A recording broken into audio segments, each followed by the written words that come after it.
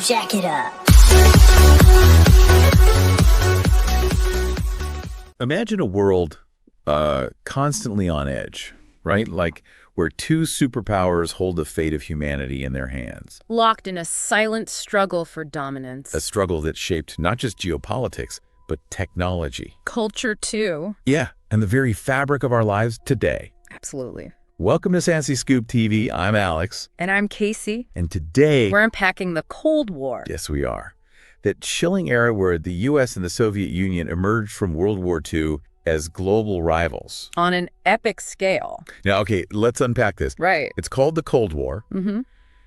But there was so much tension. Yeah. So much conflict. So much at stake. How do we make sense of that turn? Well, that is the paradox, isn't it? Cold because there was no direct large-scale fighting between the superpowers. Okay, so the U.S. and the USSR. Right, but make no mistake, things were far from peaceful. So no epic battles. No. Or massive invasions, but constant simmering tension. Okay. A war fought in the shadows. You've got me hooked. Nope. So what were the main ingredients of this shadow war? Well, think of it like a global chess match.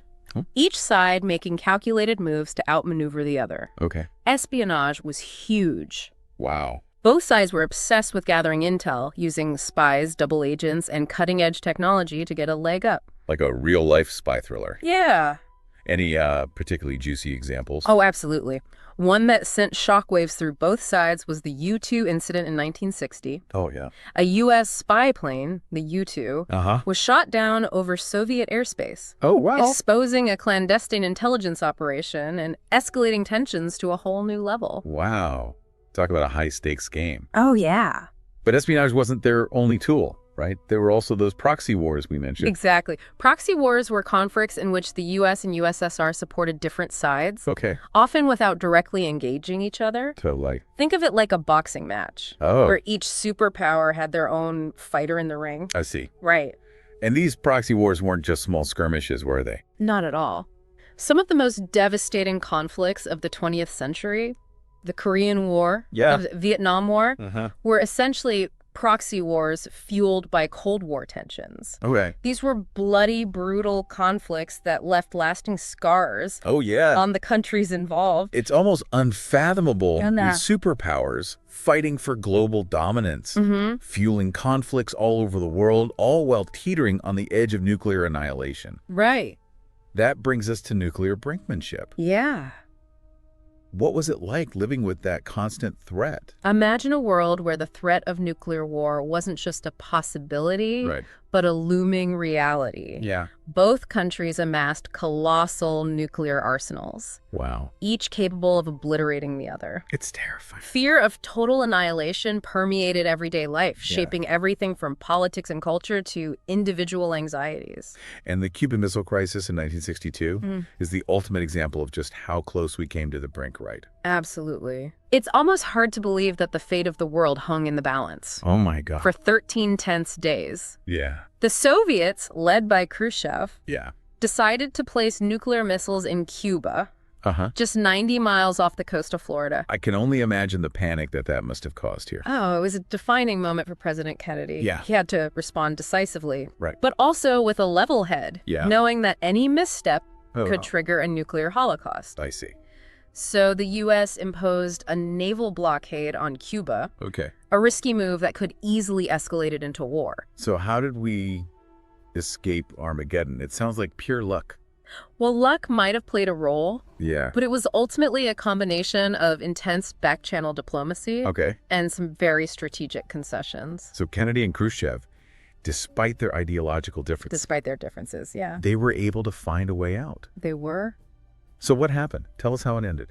Okay, so Khrushchev agreed to remove the missiles from Cuba, and in return, though this was kept secret for a long time, the U.S. agreed to remove its own missiles from Turkey. Wow. It was a delicate dance on a razor's edge, but it averted disaster. Phew. It's hard to grasp the weight of those decisions. It is. But even amidst the fear and the tension, there were other aspects of the Cold War that were less about imminent destruction and more about competition. Right. Like the space race. Absolutely. The space race was a fascinating chapter in the Cold War. Okay. This intense rivalry between the U.S. and the USSR to achieve milestones in space exploration. It was fueled by both scientific ambition and this deep-seated need to prove ideological and technological superiority. And it all started with a little satellite called Sputnik, right? Right. In 1957, the Soviets launched Sputnik. Okay. The first artificial satellite to orbit the Earth. Wow. It was a major propaganda victory for the Soviets. I bet. And it shocked the U.S., who suddenly realized they were falling behind. Oh, yeah. In this crucial field. Talk about a wake-up call. I bet that kicked the space race into high gear. You bet it did. So then what? Well, the Soviets followed up Sputnik with Yuri Gagarin. Okay. The first human in space in 1961. Oh, wow. The pressure was on for the U.S. to catch up. I bet. And they poured resources into their space program. Leading to the ultimate prize. The ultimate prize. The moon landing in 1969. Exactly. Neil Armstrong's one small step was a giant leap for the U.S. Okay. Both symbolically and technologically. I see. It demonstrated American ingenuity and shifted the momentum of the space race. Wow. But the legacy of the space race goes far beyond just winning or losing. Right. It sparked incredible advancements in science and technology that we still benefit from today. It's mind-blowing to think that something born out of Cold War anxieties could lead to such incredible progress. But of course, the Cold War wasn't all satellites and moon landings. Right. There are also stark reminders of the division between East and West. Like the Berlin Wall. The Berlin Wall, built in 1961, was a physical manifestation of the ideological Iron Curtain that had descended across Europe, separating the communist East from the capitalist West. I see. It was a symbol of oppression, a stark reminder of the restrictions on freedom of movement in the Soviet bloc. Yeah. The images of families, separated people risking their lives to escape to the West, they're seared into our collective memory. The Berlin Wall stood for almost 3 decades, becoming an enduring symbol of the Cold War. It did. And speaking of symbols, let's delve into some of the key concepts and terms that shaped this era, starting with the Marshall Plan. Okay. Can you explain what that was all about? The Marshall Plan was essentially a massive economic aid package offered by the U.S. to Western European countries after World War II. It was a strategic move to help rebuild war-torn economies, but also a way to contain the spread of communism in Western Europe. So it was about more than just being charitable. It was about geopolitical strategy. Precisely. The U.S. saw a weakened Europe as fertile ground for communist expansion. And the Marshall Plan was a way to bolster these countries and tie them closer to the West. I see. The Soviets, of course, saw it as a threat, a way for the U.S. to exert its influence and undermine their own ambitions. And their response to the Marshall Plan was to form the Warsaw Pact, right? Got it. Okay. In 1955, the Soviet Union and its Eastern European satellite states formed the Warsaw Pact. A military alliance that mirrored NATO in the West. Right. This further solidified the division of Europe, creating 2 heavily armed camps facing each other down. It sounds like things were escalating pretty quickly. They were. Were there ever any attempts to dial back the tension during the Cold War? There was a period in the late 1960s and 70s known as Détente, a time of eased tensions between the superpowers. This involved arms control agreements, negotiations, and even some cultural exchanges. It seemed like a glimmer of hope in an otherwise bleak landscape. So a temporary thaw in the Cold War freeze. Exactly. But Détente was fragile and ultimately short-lived. The Soviet invasion of Afghanistan in 1979 shattered the illusion of cooperation and sent tensions soaring once again. Détente, the space race, the Berlin Wall. It's amazing how much ground we've covered already. And we've only just scratched the surface. The Cold War was a complex and multifaceted conflict with ripples that extended far beyond the U.S. and the USSR. So much more to unpack. So much more. Join us in part 2 as we delve deeper into the key players, the ideologies, and the strategies that shaped this pivotal era. Absolutely. And don't forget to like, subscribe, and hit that notification bell so you don't miss the next part of our deep dive. We'll see you there. You're watching Sassy Scoop TV. If you're enjoying this podcast, don't forget to check out more of our videos for exciting content. And if you like this one, hit the like button, subscribe to our channel, and drop a comment below. We would love to hear from you. Welcome back to Sassy Scoop TV. We're picking up where we left off. Deep in the heart of the Cold War. That's right. Exploring the personalities and ideas that shaped this era. Last time we got a taste of the big picture. Right. The espionage. Yeah, the proxy wars, that constant threat of nuclear annihilation. Mm-hmm. Now I'm ready to dive deeper into the minds of the people who led us through this chilling chapter of history. Okay. Who were the key players, the masterminds behind the strategies? Well, on the U.S. side, we have to start with Harry Truman. Okay. He was president when the Cold War really began to take shape, and his Truman Doctrine essentially drew a line in the sand, pledging U.S. support to any nation resisting communist expansion.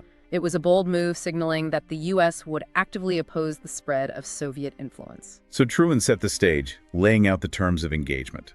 Who came next in this high-stakes game of global chess? Dwight D. Eisenhower, a war hero himself, took the reins in the 1950s. His approach was all about building up America's military might, deterring Soviet aggression, and promoting the idea of rolling back communism. Right. He also authorized the formation of the CIA. Oh, wow. Which became deeply involved in covert operations around the world. Think spy networks, secret missions, regime change. The stuff of Cold War thrillers. Wow, it sounds like Eisenhower was taking a more proactive, even aggressive stance. Did that approach continue with his successors?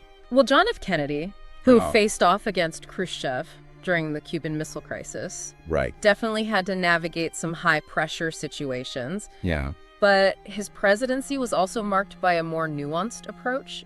Okay. He understood the devastating potential of nuclear war. Yeah. And sought ways to ease tensions, even while maintaining a strong stance against Soviet expansion. This is a bit of a balancing act. Yeah. Strength and diplomacy. Exactly.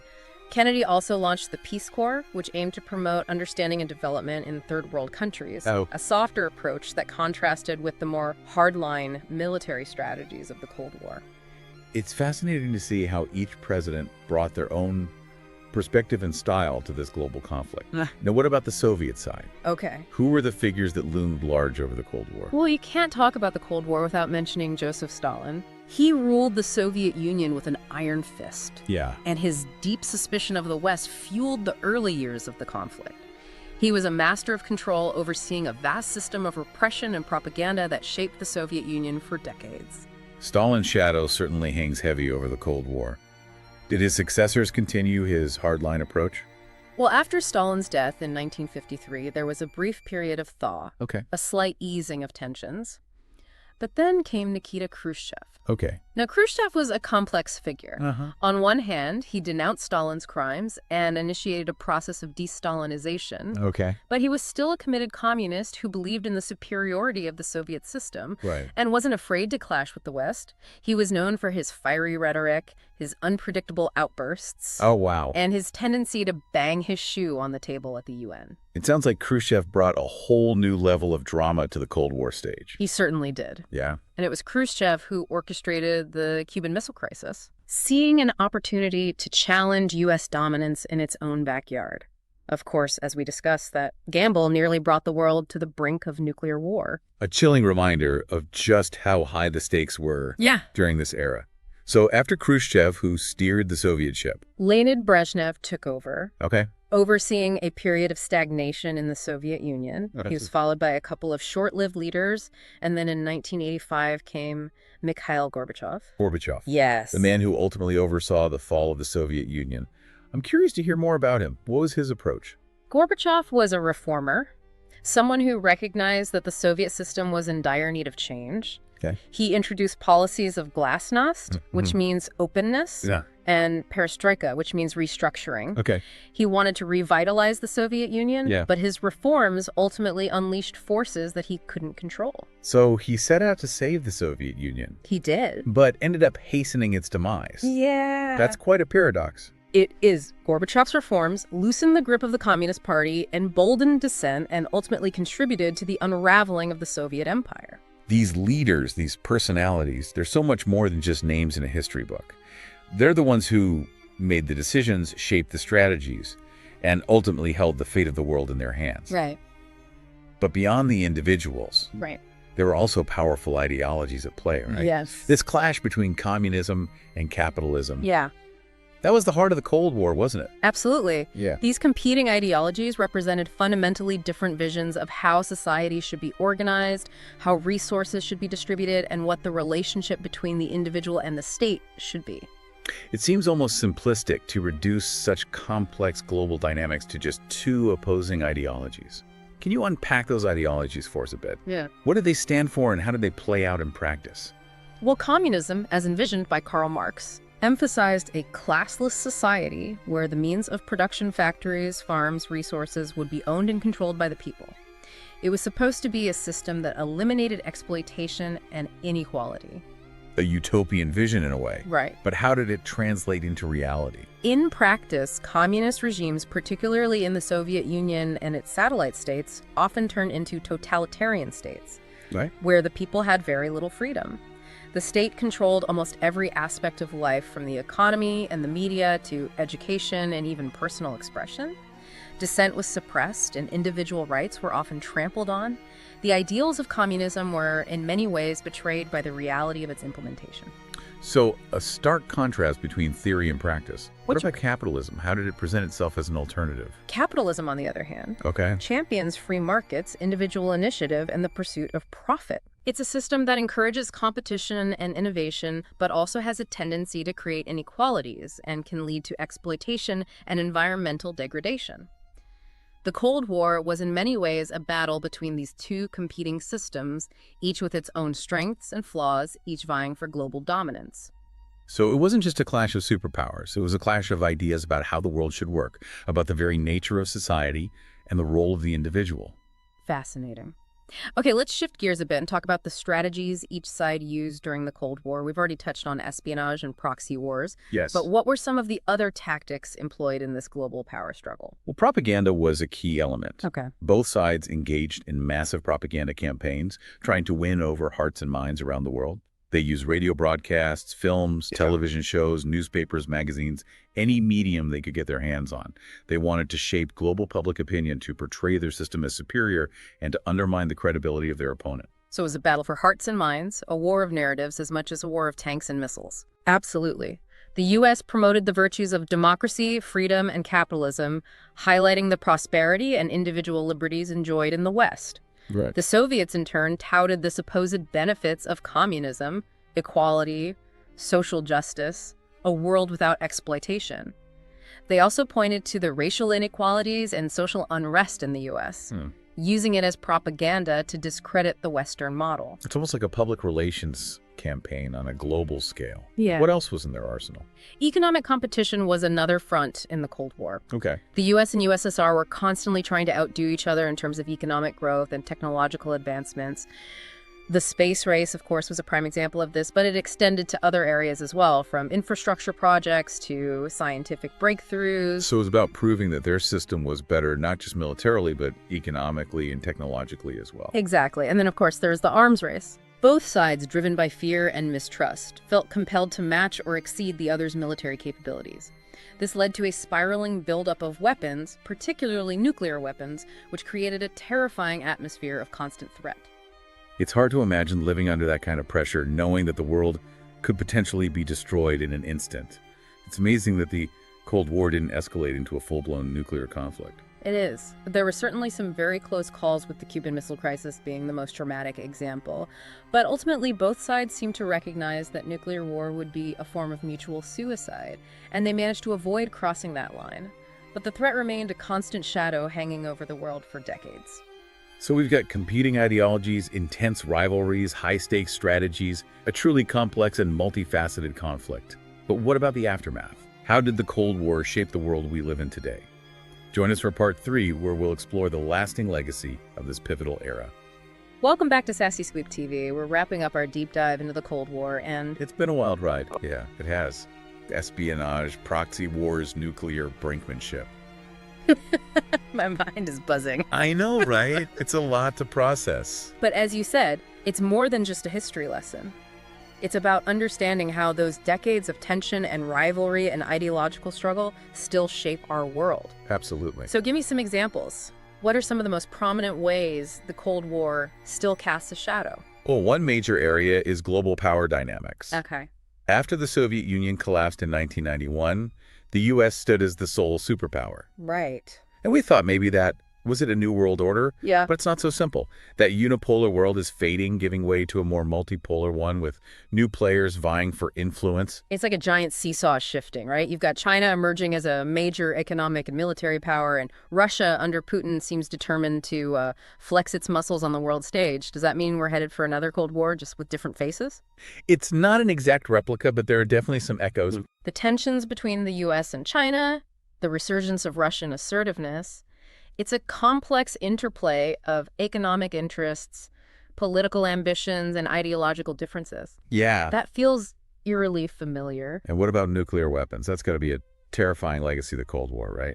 It is the Cold War, with its doctrine of nuclear deterrence. Right. The idea that if both sides had enough nukes, they wouldn't dare use them. Right. It normalized these weapons of unimaginable destruction. Yeah. And now, as more countries acquire them, the risk of nuclear proliferation, accidental use, or even deliberate aggression is a major global concern. It's like a very dangerous game of chicken that no one can afford to lose. Exactly. What about terrorism? Is there a connection there too?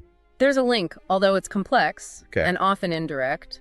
During the Cold War, both the U.S. and the USSR supported various groups and movements around the world, often as part of their proxy conflicts. Right. Sometimes those groups later evolved into terrorist organizations, or the tactics and networks used during the Cold War were adopted by future terrorists. I see. So yeah, the roots of modern terrorism are tangled up with the shadowy world of Cold War interventions. So the Cold War's impact goes way beyond just geopolitics and security threats. Yeah. It also shaped our culture, our technology, even our way of thinking. For sure. The Cold War fueled a massive technological arms race. Think of the advancements in computing aerospace materials, science. Yeah. Many of these have their roots in that drive to out-innovate the opponent. It's strange to think that something so potentially destructive could also be a catalyst for progress. Absolutely. It's like a double-edged sword. Yeah.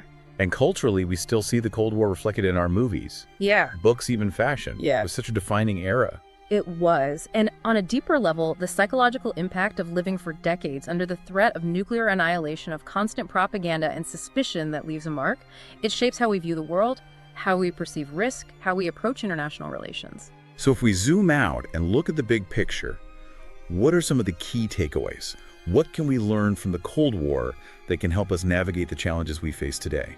Well, one crucial lesson is the importance of diplomacy and communication, even with adversaries. Okay. Despite the intense mistrust and ideological divides of the Cold War, there were moments like during Détente when dialogue and negotiation helped to ease tensions and prevent things from spiraling out of control. So it's a reminder that even when faced with seemingly insurmountable differences, talking is always better than not talking. Exactly. And we also see the danger of ideological rigidity. Okay. The Cold War was fueled by two competing systems that saw the world in black and white terms, often demonizing the other. That kind of thinking can be dangerous, leading to escalation and missed opportunities for cooperation. Recognizing the nuances, the complexities of global issues, and being open to different perspectives is crucial. It's a reminder that the world is rarely black and white. There are always shades of gray. Any other insights we should carry with us from the Cold War? Let's not forget the human cost of conflict. Even though the U.S. and USSR never directly engaged in war, the Cold War spawned countless proxy wars and interventions that caused immeasurable suffering and loss of life around the globe. It's a sobering reminder that there are always real people, real lives caught in the crosshairs of these global power struggles.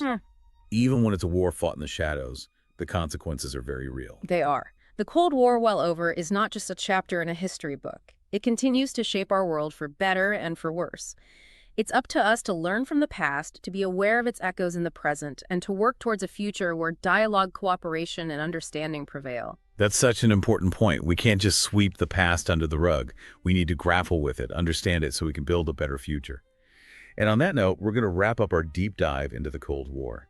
Thank you so much for joining us on Sassy Stoop TV. Don't forget to like, subscribe, and hit that notification bell so you don't miss our future explorations. And be sure to leave a comment below. What are your thoughts on the legacy of the Cold War? We'd love to hear from you.